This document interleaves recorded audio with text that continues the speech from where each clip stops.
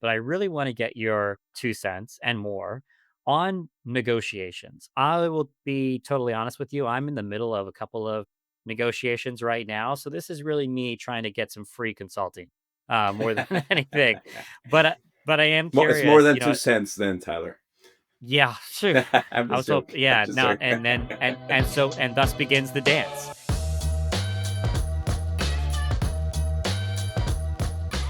Welcome back to another fun and exciting episode of What Worked. I'm joined, David Lopez. I would love to say you're a longtime friend, but really you're like a very, very, very short time friend, if that makes sense. But I feel like we became fast friends. So I'm joined by David Lopez. We met very recently. David is, amongst other things, he's a procurement expert as well as a fractional CFO. The fractional space is very interesting to me right now because at Higher Frame, we've had the honor of working with a lot of really great fractional executives.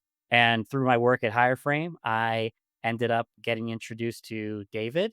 David is here today on What Worked. And David, rather than stealing your thunder, I'd love to hear it, directly from you. How did you get into the riveting, exciting, I'm trying not to be too sarcastic here, the space of procurement, right? You could have been a firefighter, a professional bullfighter, but you chose procurement. I How agree. did you get into it? Well, Tyler, first of all, thank you for having me here. And thank you for the invite, too. I really, the first chat we had was really, really fun, productive, and I think we hit it off. Likewise. Well, I got into procurement because my background is in finance. And one of the things you learn really quickly when you're in manufacturing specifically is that there are certain things that are easy to predict, and then there's certain things that are not easy to predict, right? And the not easy ones, especially if a company is growing, is procurement, the purchases that the company has. And so, depending on what you're buying, you have a different method, a different approach. You talk to vendors at a different angle in order to get, the best terms for both sides. But also, you try to stabilize that boat that you're trying to navigate through some channels, some like wild waters, and that's what drove me into procurement. It's challenging, it's fun. There's a lot of human factors in there, but at the end of the day, it's a good balance between science and art, which I really, really enjoy. Without a doubt. And I also think what's interesting is for myself, I have a background in building, these large teams typically for fast growing companies. And one, I'm just using this as an example to kind of relate. One example of a weird kind of expertise that I have is in things like content moderation, all these social networks. And what just is so interesting to me was that that was a space that I was deeply involved in. And then you saw because of the global events, content moderation took, front center stage for a lot of people that really had no idea what those two words meant together. And I think the same thing about procurement when it comes to the pandemic. What happens in a world where everything the world literally stops and suddenly you can't procure the things that you need as easily as you could before. And I felt like procurement had I don't know if you agree. I feel like it had a real moment there Yeah. in kind of call it 2020, 2021.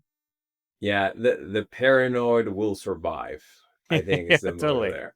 If you had that little bit of anxiety around things in procurement back in, early 2020s, you were in the right mindset Yeah. because you could either secure a price ahead of time or secure the supply of something that was critical for you. Some people might call you crazy or, you're paying too much. But if you are right, the payoff is it goes beyond how much money you saved, is how many clients you kept. And that's the part a lot of people miss, when you're securing prices or stabilizing a price for the long term. You secure not that just that price that might be higher than your market price. It's actually you are guaranteeing supply to your clients. And that is worth a lot more than a single purchase order that you miss. Without a doubt. And you were, I know I kind of had some fun with you there in jest about procurement not being maybe the sexiest part of business, but I will say you're also doing procurement in one of the most interesting, fastest growing, ever changing industries, which is, I mean, is it the appropriate term to call it the space industry? I'm sure Yep. there's probably a better term, but is that kind of accurate? You were doing procurement in the space industry. Correct. Yes. Wow. And the challenging part there is not just. I'm not saying it's they're not important. It's not just the supply. It's not just the price, but it's the timing of when you make the actual payment. And if you're trying to match your cash flow schedule with someone else's, it becomes a dance. Right? It's like two magnets pushing each other until you find an equilibrium. Usually, you need to pull up a different variable that's not price, that's not time. It's like, hey, if we buy two of these, how does this change? Or if we collaborate on a project that you're working on, and I know it because I saw you on TV, on Netflix, whatever documentary was there. What if I collaborated with you on that? So you have to pull out variables that are not visible in order to make things work and match their cash flow with yours, with your available money, with your available time in order to make things work. That all resonates a ton as I've been mostly I've been on the vendor side always really. I've had a few instances where I'm negotiating the other way, but typically I'm the vendor. And that's so interesting what you said about kind of pulling out these, I always call them kind of like levers, right? Some are visible. Everybody typically gets drawn to the same levers. It's like, hey, price, and you mentioned, payment terms and that sort of thing. But oftentimes there's these hidden ones. What's Yeah. really important to a business? I've always been curious, as someone being on the other side, on the vendor side of the negotiation, being really great at procurement, how much of that is being able to understand a supplier or a vendor's business, right? Because, the on the other side of the table, you're working typically with some type of pricing model, right? That's what it all comes down to. Pricing, and then there's where you're trying to get your strategic goals as a company, and how does your contract terms align with that, and et cetera, right? But do you feel like that's important or not important, really? I would say it's the most important thing. Um, Interesting. Okay. yeah. If you know that a car salesman needs to hit their numbers before year end, you're going to wait till December to hit that dealership. They need to hit those numbers. That gives you so much leverage versus going on January 5th, New Year resolution, I need a new car. Yeah. No, wait it out, right? Wait it out. We're already December.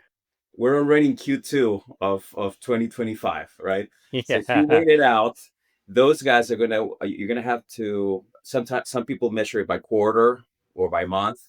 But let's say that the annual bonus, the annual number is the biggest part of the bonus. If you understand that part of their business, there's so much leverage you're gonna get when you go sit with them on December 15th or December 28th or whatever it is. And I'm not saying overpower them because they're offering you something that's valuable to them. It's just knowing how the game works allows you to have a better strategy. Same thing with vendors. This I read it one time. It's not related to a vendor, but I read that a company was giving like this big bonus, this big prize to their best salesman. And they gave this trip to Cancun to this gentleman that had a daughter that was ill. And so an executive, when they wrote it, was quite, man, you won. That executive picked up that the guy was not that happy. So he approached him and said, like, is everything all right? Are you happy with this? And he said, yes. The only thing is that, I have a daughter that's not ill and I'm just thinking of her. So the guy said, let's switch those tickets and hotel and everything for the Cancun trip to pay for her medical bills, right? Hmm. That was exactly what the guy needed, not Sure. the, popular trip to Cancun. Do you think that guy is going to ever not be the number one salesman in that company? Yeah, I mean, he'll be loyal for life. Yeah, you bring up such an incredible point because I in my experience, when I watch people that are really, really great negotiators, it's that ability to understand where the incentives are. I think a lot of people think negotiation is, of course, about you think like the movies, and I don't want to steal any thunder because No. I'm sure you have some wonderful thoughts about negotiations, but when people think about negotiations, I think like a lot of things, you kind of think to like, how it's traumatized in movies. It's like Yeah, yeah. this is my number, like click, Yeah, right? yeah. It's things That's like true. that. But I've seen a lot of salespeople or just whatever business owners think the negotiations all about I got to get them to like me. I got to build that relationship, and they pour so hard on the relationship.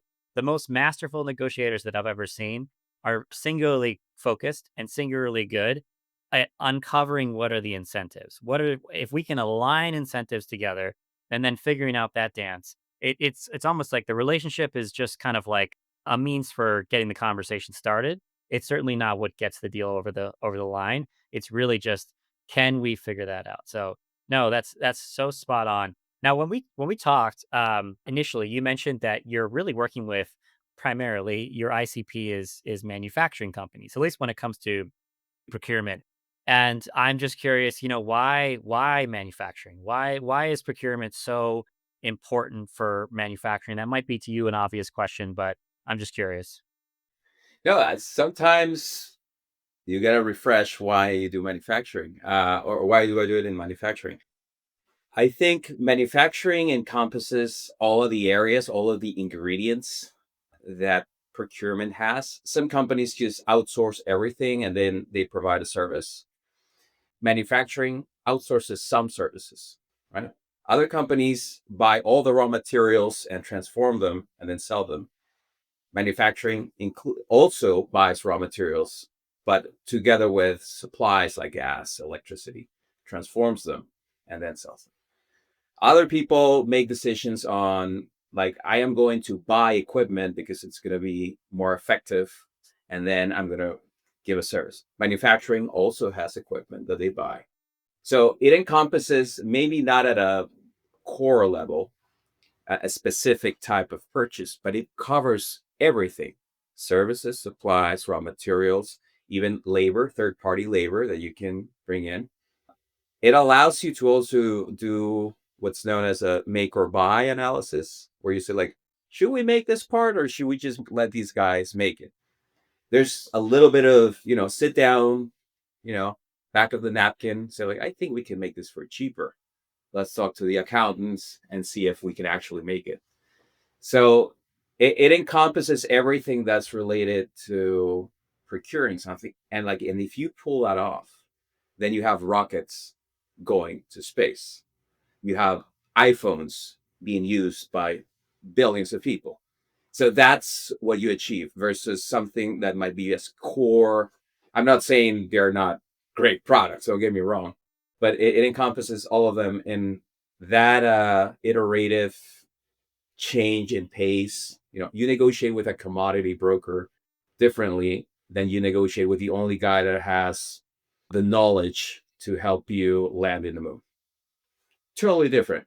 And that variability is what makes it interesting to me. This is probably a question you get all the time, but when I think of, manufacturing companies, the ones that really have the leverage, right? You hear these insane stories like the ones that come to mind are of course like Apple, for example, their ability to get just pricing that is almost like probably almost at a point where, I'm sure Foxconn has figured out a way to make money. They're a large company, but I know that Apple's really grinding them, right?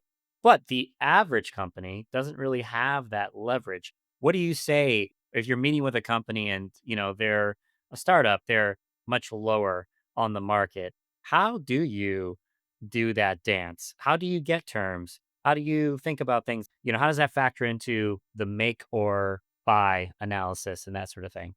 That's a great question, Tyler. It's all about framing. It's how you frame if you're small or big. If you go to your local coffee shop once a year, you're buying that $5 coffee. You're not going to be a client. But if you're going every morning, they're going to call you by name. They're going to give you a free coffee every, let's say, 2 weeks. Sure. They're going to give you, hey, I know it's your birthday, so here's an extra little cream, whatever it is, Yep. right? Totally. And it's still a $5 coffee, a Hmm. very commoditized product. It's very implicit there what's happening. It's basically, if you aggregate your purchasing, you can say, well, I actually buy in a year, let's say, roughly $1,800 of coffee, roughly. That's different than saying I buy a $5 cup every day. So if you frame it in that way, even if you're small, you can get away with a lot of discounts. And then I'm gonna quote Jim Rohn. I'm a big fan of Jim Rohn. He says, "Just ask." Right? Yeah. It's a very simple thing. You can just, hey, can you give me 30 days? I'm Yeah. short in cash this month. Can you give me 30 days? Just ask. People are gonna say, well, we don't volunteer it, but everybody has automatically a credit for 30 days. That just ask point, I wanna just, underline that several times. That is a lesson in business that I have learned, and it took me far too long to learn it. But, your first instinct, especially, just so many times I find myself in business going into situations and I'll kind of be like, well, I'm the much smaller company here, or I'm the lesser than, right? Entity. And it is remarkable how far you can get by just saying, "Hey, can we do this? Like, I noticed you guys have this, but can we do this term? It's really important to me." And just asking, and it's just remarkable how it's pretty rare you're going to get an outright no. Usually, it's some type of counter, which is better than whatever you were offered before. So it's a huge victory. That's amazing. I love that, and that resonates. It's funny you said this. I want to backtrack here just to something. A funny image popped in my mind. I'm thinking of SpaceX, or I'm thinking of some of these frontier, cutting edge type companies. And in the way that you were talking about procurement, I'm curious your experience being at one of those companies before. Did you really feel kind of like almost like you were equal to, say, like the engineers? Because when I think of those companies, you kind of think of the engineers being the star. I don't want to put you in a Yep. bad spot here with any of your former colleagues, but I think it's one of those things where really, like, if we're watching the rocket take off, procurement should be there high fiving too. I gotta tell you, I've had the luck to work with very bright people. And so I wouldn't I would never dare to even say I'm Yeah, yeah. but having Too said much, that, too much respect. yeah, This is me no, trying to stir the pot. no, it's like I cannot even begin to tell you. I've met people that are not just bright, but they're warm and they're funny and they're entertaining. And some of them have hobbies of I just build a feeder for my cat over the weekend type of thing. Right. I have another friend that making like Arduino, so that the coffee machine that you buy on whatever store is at the perfect moment stops heating it up. So like I can ever say that. What I can say is that sometimes you don't need to be in in the front chorus of you know of the show. You can be behind the scenes. Correct. And get as much satisfaction as anyone else, right? So yeah, I mean that's a great question. In terms of procurement, I think that especially in engineering, what I love about engineers and scientists is that no one is fighting like it was my idea. Everybody says like this is everybody's work, not just mine. No, nobody's saying like it's because of me that we're here. Dude, you didn't write the code. We all know that, and they know that. You didn't, build all the parts or machined all the parts. So it is a really beautiful community. Amazing. Yeah, that makes complete sense. And yeah, behind the scenes. It just you made me think of it because commonly where I'm based here in LA, and I run into a lot of people from SpaceX, and Yeah. when I meet them, I've met every type of person. I've met people that did accounting at SpaceX, and then I've met people that were literally building the rockets. If you look at here's a great example, the music business. You think the music business, it's all about creativity, finding the next big artist. Well, it's also a finance business. It's a finance and marketing business, right? It's so much of it is managing cash flow, and how do you get an artist, just how do you get an artist distributed faster without, totally going broke while doing it? Or movies too. Movies. I'm in LA. So you're just making me think of some of that stuff. That's so cool. And so we've touched on this a little bit, but I really want to get your 2 cents and more. On negotiations, I will be totally honest with you. I'm in the middle of a couple of negotiations right now. So this is really me trying to get some free consulting more than anything. But, but I am It's more curious, than 2 cents then, Tyler. yeah, phew. I'm I just was hope joking. I'm yeah, just now joking. and then and so and thus begins the dance. You gotta figure out what my incentives are.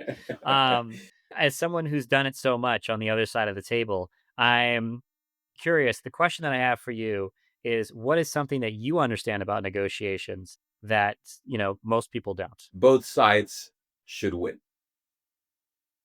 And if you think it's like the movies where there's an upper hand and I have the edge, that's an easy negotiation. You don't need to be good at negotiating if you have leverage, right?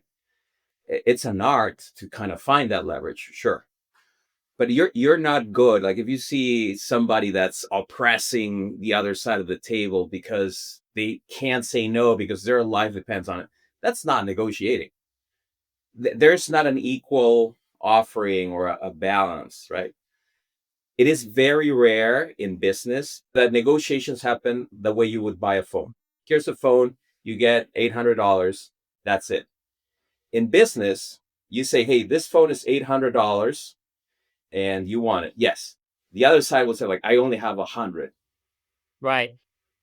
But I know you would like to go to or take your kids to Taylor Swift concert, right? Yes, I Right. happen to have 3 tickets that I Yeah. bought a million years ago for some, or they were given to me for free, and Mhm. they're, um, I know it's a lot more, but let's say they're $50 a pop.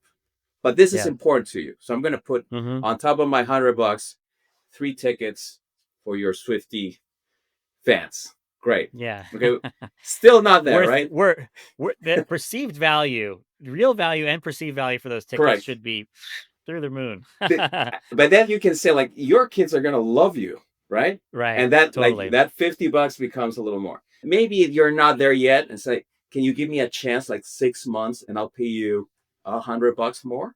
So with $100 in your pocket, you're able to take this $800 phone. You go get the tickets. Here they are, and in 6 months you pay out $200, and that's it. So you just bought everything for less than half, right? Or yeah, a little less than half, right? The point is both sides can win. And that is something that nobody really wants to take the lower the price or lower the quantity, and that's it. Price and quantity are two variables in a very broad spectrum of variables, right? Mhm. So find your edge, of course. Like nobody has this phone, right? Like this is very special. Or nobody's gonna sell it to you for like this quickly. You're gonna have to wait if you don't get it. Find your edge. But then there has to be a willingness, like you have to want whatever they're offering. Like I'm not gonna lie, I'm not sitting here. I didn't take 2 hours of my day to Yeah. come here, sit with you to Yep. say I'm better than this. No, I'm Mhm. interested. And I want to let you know that. Some people think that's weakness. I think that's actually boldness. It's like, I want what you have. What do I need to do to get that? I don't have $800. How do we make it work? So that conversation starts like, yeah, it's almost fun. Two humans trying to figure out a solution. So long story short, every negotiation is an opportunity to have a win-win. I'm nodding furiously. I'll give you anecdotally where I've seen negotiations personally go very well and where I've seen negotiations be terrible. And then I have a follow-up on that. Where it's gone really well is exactly what you described. I've had instances in my career where I've talked to someone and they've just said, I love this business expression, people say open kimono or whatever it is, like, hey, let's talk. Everybody puts their cards on the table and let's just figure it out. And I totally agree where I just when somebody comes to me very transparently, I think a lot of people be like, "Oh, I can't believe they played their hand that way. You got to hold back and whatever it is." This gets to my other place where I've seen it go really poorly, is where I've seen it really terrible is when somebody comes in and their entire focus is for you to lose and they have to win. And that means every term. And to me, I also see it as like negotiations is like our first date. and now I'm thinking about getting married to you, and I'm gonna have cold feet. That's how I feel. Is like how you're treating me right now. That's usually, I think, a pretty good indicator of how it's going to be later on, or worse, when things go south. How are you going to be as a business partner? And so I don't know. I guess just when I think about those situations, I always felt like I was able to take the pressure off myself by reminding myself that you could always walk away. Negotiations are more so about, can we get together? Can we collaborate to find the wins for each other in that solution? And if we can't, I can walk away. And I don't know if you were to talk to somebody who, let's say you were trying to coach them up, they're about to go into, I'll give you an example of one of the worst experiences I had was Walmart. Terrible company to negotiate with. But if you were going to try to coach somebody up, how do you frame that to someone where they can understand? Because I think very commonly people forget that. They forget that they can walk away. That's a great question. And it's part of the negotiating training that I do is your best alternative has to be really damn good. And it's called BATNA, BATNA, best Okay. alternative to a negotiated agreement.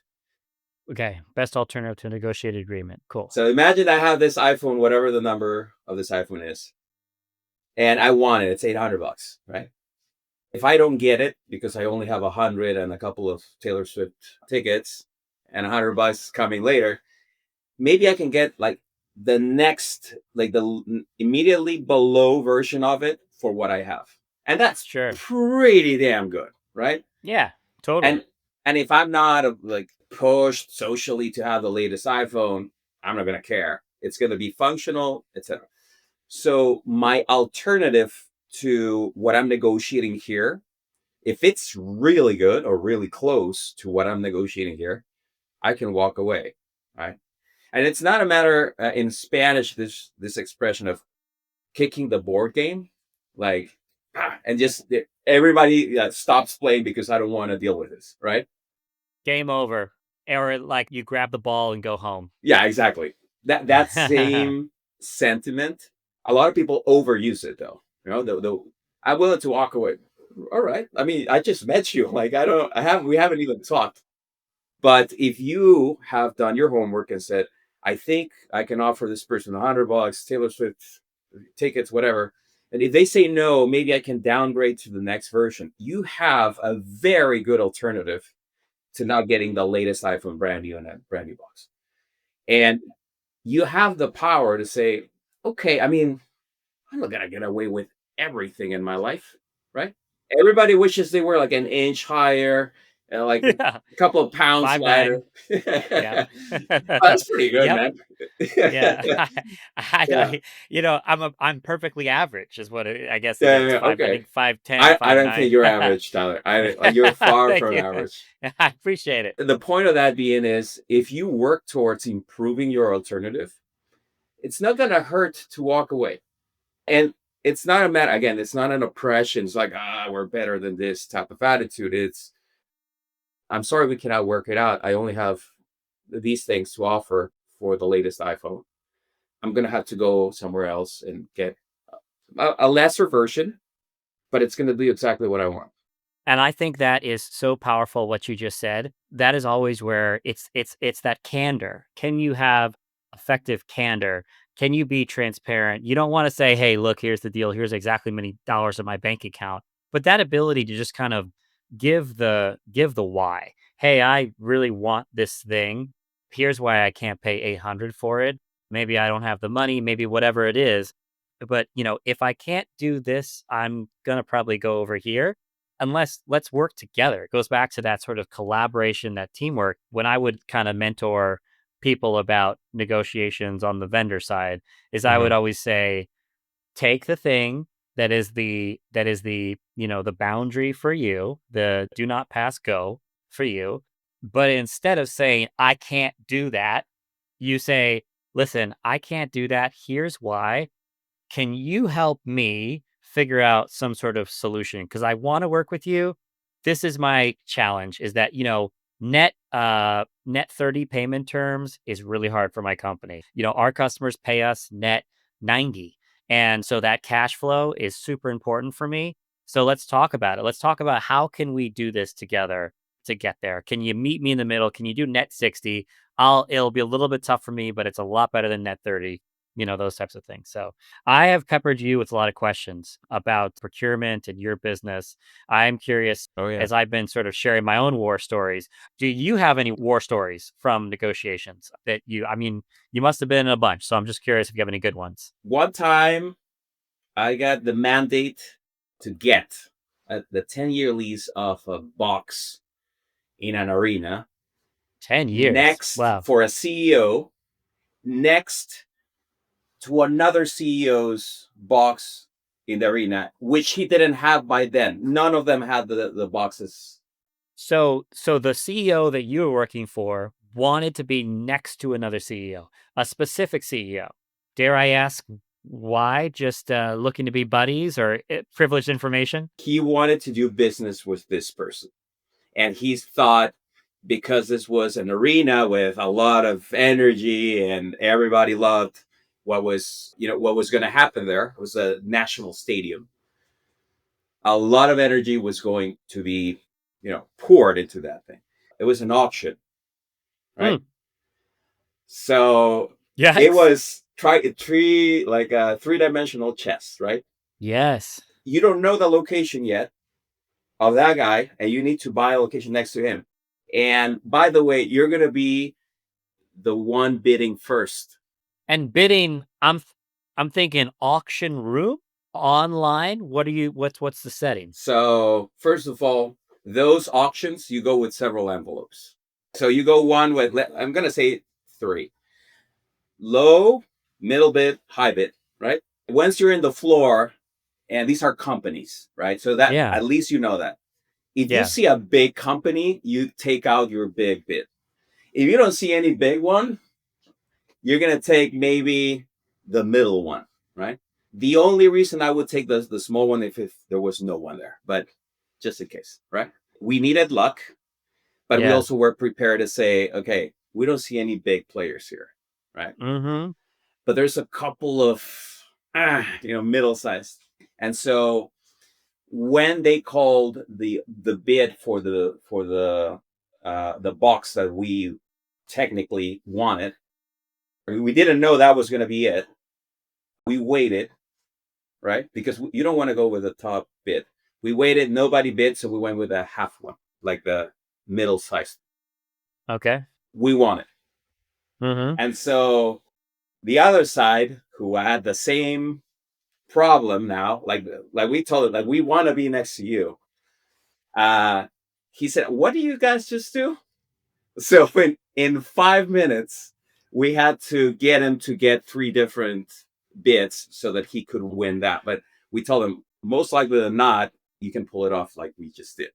But you're gonna need, in case somebody wants to be next to us instead of you getting that. Crazy. So you started advising them. That is so funny. Yes, in five, it was like a 5 minute dude. Get a piece of paper and put your bid into separate envelopes. We opened up ours, gave them our envelopes that has to be closed, and we pulled it off. Two CEOs in two boxes next to each other, not knowing if they're gonna get theirs, not knowing if we're gonna get ours. We pulled it off. Do you find yourself losing your mind because you're in these settings with business people? And not to say they're not business people, but you've used the example earlier of buying a car, right? I personally have found buying a car to be extremely frustrating because I want to use my normal business negotiating style and approach. And it's just, you are doing a totally different dance. It's just like with people that aren't given that type of leeway, I feel like, and it's such a restrictive, I don't know how to describe it, it's just the worst. Do you find the same experience? My wife constantly says, "Tyler, these are not the people you work with. You have to stop approaching it the same Yeah. way that you do with higher frame. This is you're in a Toyota dealership." She's like, "It's like this guy has no issue if you walk away. He wants the sale, but it's okay if you walk away because there's like 100 people that will come in the door after you." Yeah, you don't always negotiate everything, right? So there are certain things that we have all agreed. Yeah, it's published price out there. Even though I once won a bet with my cousin who said, I know that you negotiate everything, but you can't negotiate in a franchise. I actually negotiated at Burger King and got a discount. I was about to ask. Yeah, you have to ask, right? That's so funny. Yeah. I just asked. I just asked, and it's hilarious how he tells the story. But the point is, there are certain things that we've all agreed. It's published price. If you're close to the end of the year, you have leverage for sure. Yeah. End of the day, cold stale coffee, you might have a little leverage. No, I'm just joking. Yeah. No, Yeah. that makes complete sense. Appreciate that war story. Do you have any questions? Obviously, I'm on the other side. I'm on the vendor side. Any questions for me about higher frame or anything whatsoever? Yes, this is the part where I was warming up my hands. Let's So dig in. I know that you've built teams of like up to 1,000 people, right? For labeling, and that's dude, hats off for that. How do you see those folks working with AI? Because they're feeding a system that might take a lot of jobs out through the labor supply. It's an amazing question, and I of course this is like you can't be.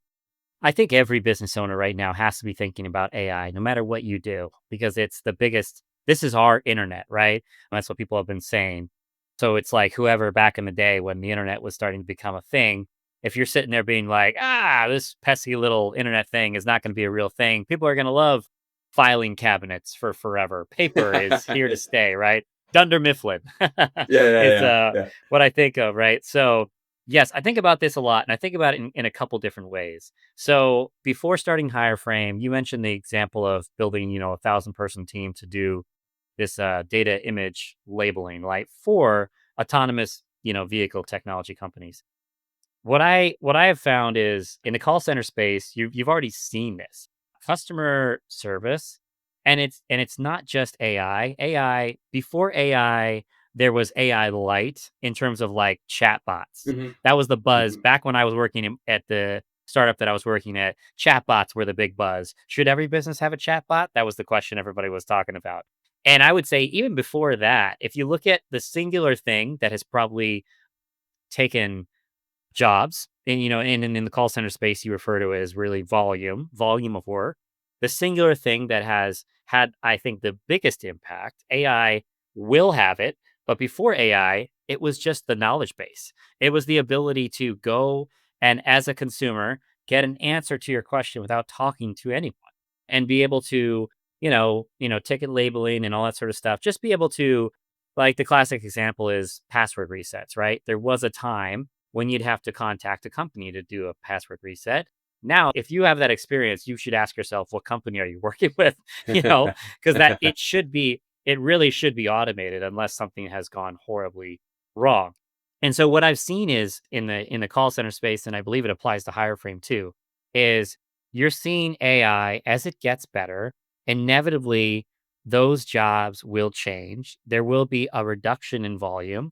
Now, what I also saw though, if I go back to the image labeling example, is that as new businesses, come to be, there's new opportunities and new volume. I gave the example of content moderation. Content moderation, if you look at a company like now, if there was a time and place where there were social media upstarts. Now it's what, like two, three, four companies tops, right? And it's really Meta, and maybe Meta and maybe TikTok, right? And then distance would be like LinkedIn, Twitter, or X or whatever it is, right? But if you look at the example of content moderation, there has been so much automation in content moderation, which has dramatically changed it. There was a time where every single image believe it or not, at a Meta or a Snap or whatever it was, did typically have some type of human intervention. Any image that was flagged, basically, right? But now so much of that is automated.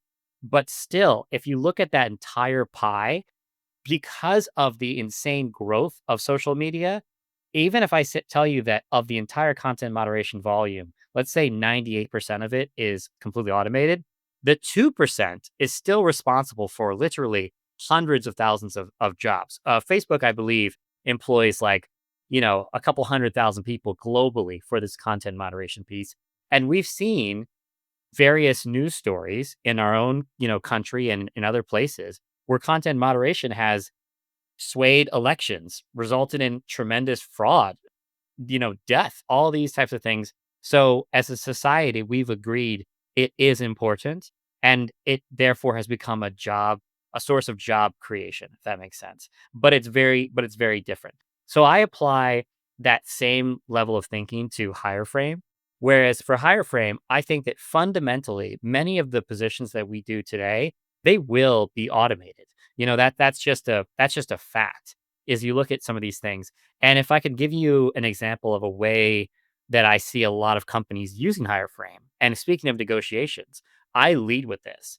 I always talk to them. I say, hey, this function, what's your, a lot of times it'll be like a tech company. And I describe it as this. If you look at a tech website, a tech startup, almost always it's going to say, our process is as easy as one, two, three, or one, two, three, four. And you're chuckling because you know that behind the scenes, between steps 1 and 2 and 3 and 3 and 4, there's a lot of little things that have to happen to make a beautiful seamless experience because it's just impossible to build the tech that's going to really allow you to automate that from beginning to end. So a lot of times I'll talk to companies where we'll be the kind of duct tape in between those steps. And I'll just lead with, transparency. I'll say, "Hey, what's your intention here?" And they'll say, "Well, we intend to automate this." And I say, well, that's great. I think that we can be an awesome bridge for you because that could take you 3 months. It could take you 6 months. It could take you 6 years. But in the interim, I'm going to supply the people. And I think that what you just have from there is that there's going to be those things where you're just the bridge to whatever happens tomorrow. But what my firm belief is that at the same time that all of that is happening, what you're seeing is AI is, I think, going to really shorten the gap between the talent level.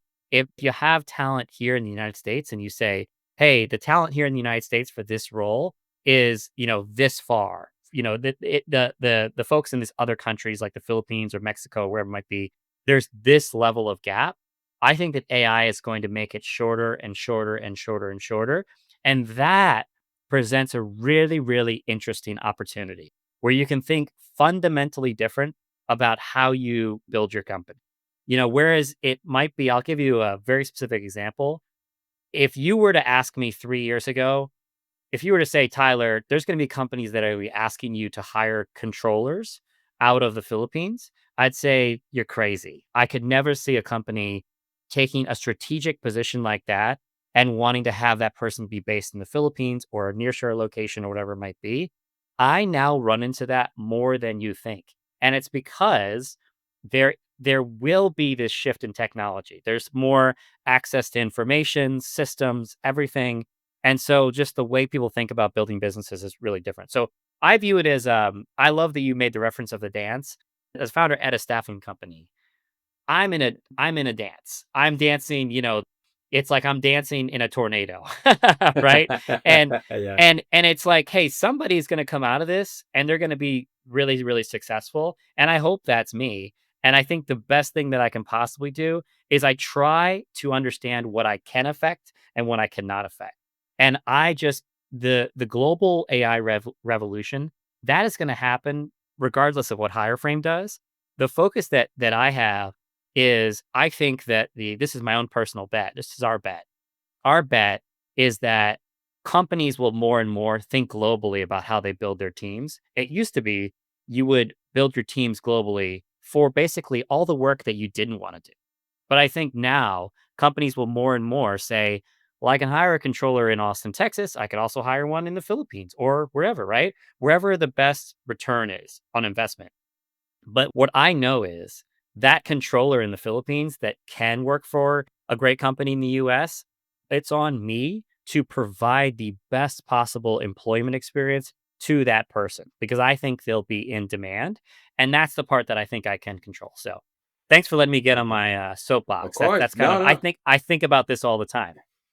I do have a like a follow-up question to that Please. because very Yeah. clear. I do see that path, like the way you mentioned it. Now, in terms of soft skills, right? Because you're gonna have that sort of I don't know if the word is loss or rearrangement of soft skills, because that's not going to come in play if, let's say, AI is providing you the answers, right? Totally. Yes. Or, how do you lead a team in a way that motivates them, that's not written or expressed in a way that might, like, we know you're a robot, or, you know. Yeah. So, how do you see soft skills, leadership, empathy jumping in this new era where people are starting to see how, hey, my skill set needs to be either enhanced or I'm going to be washed off with everything else? Yeah, I love that question, and it's something that I think about for everyone. The number one thing that I think about is I think that the role of an employee is going to fundamentally change in the next 5 to 10 years, where it's not going to be enough to just do your job, which means like just follow instructions, get trained on something, basically go through the motions.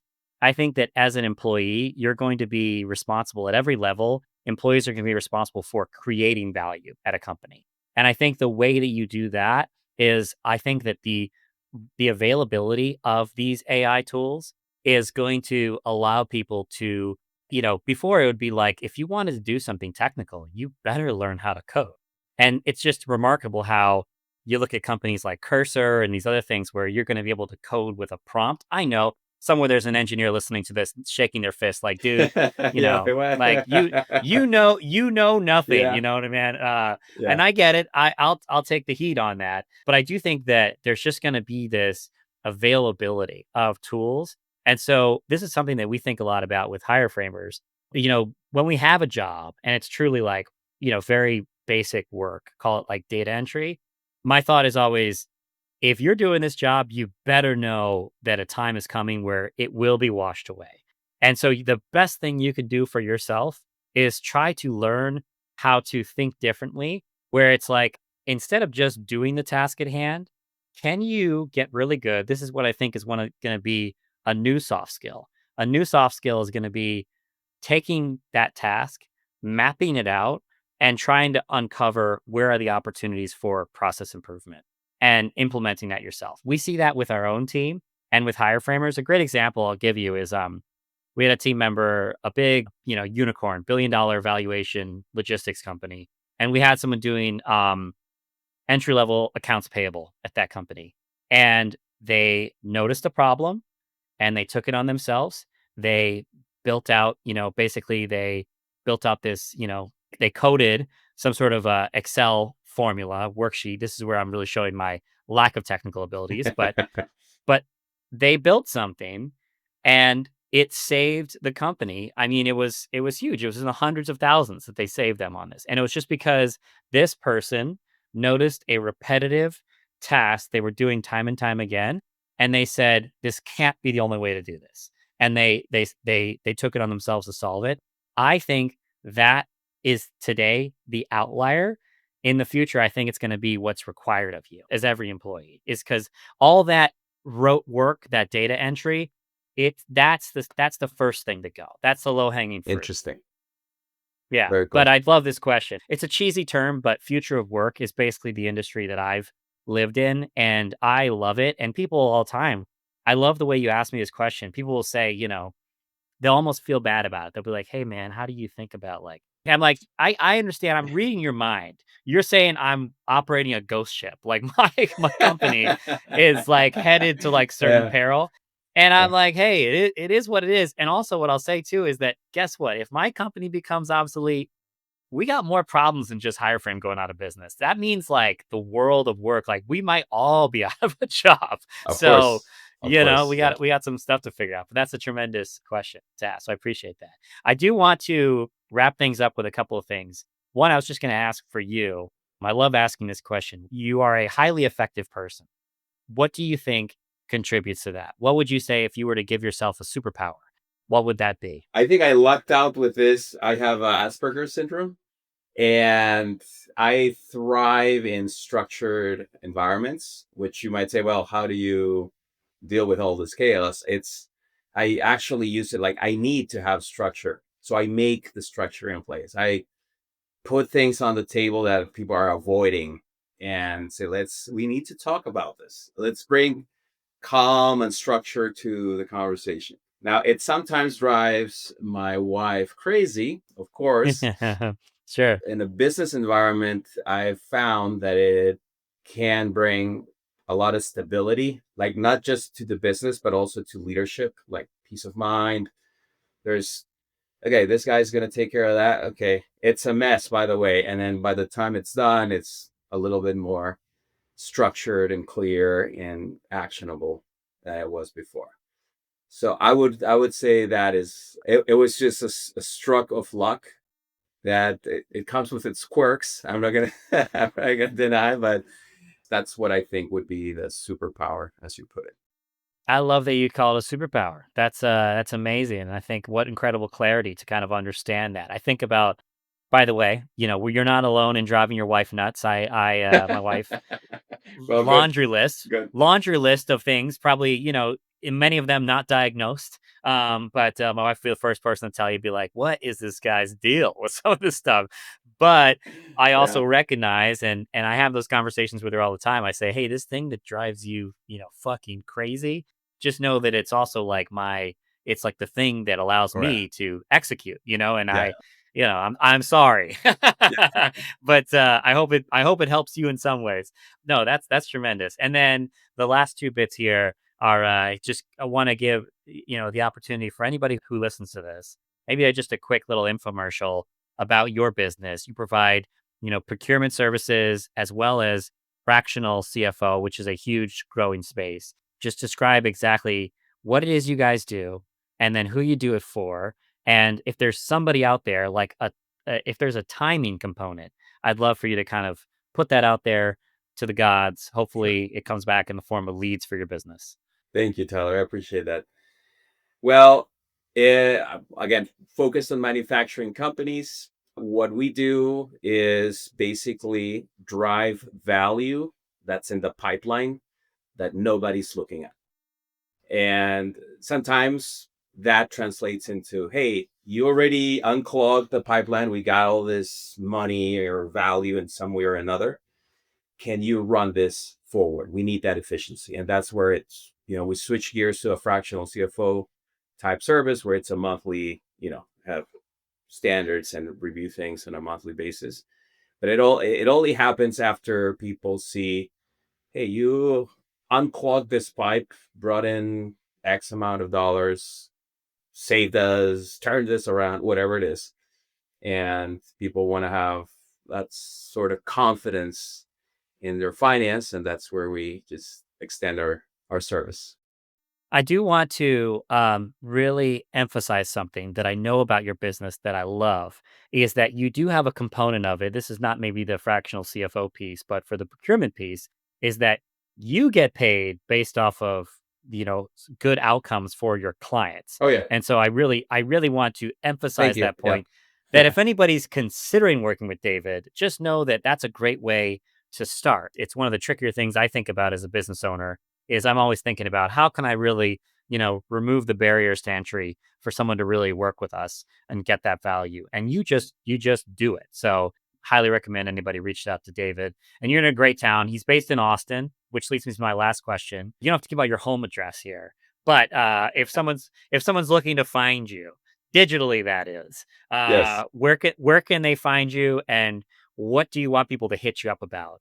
Not sales propositions. I'm sure other stuff. So, Yeah. what do you want? Well, they can look us up in our website, Summa.consulting, Summa with a double M, or they can send an email to contact@summa.consulting, and we'll be happy to schedule some time. There's also a link in the website to schedule time with me. It's a 30-minute discovery call.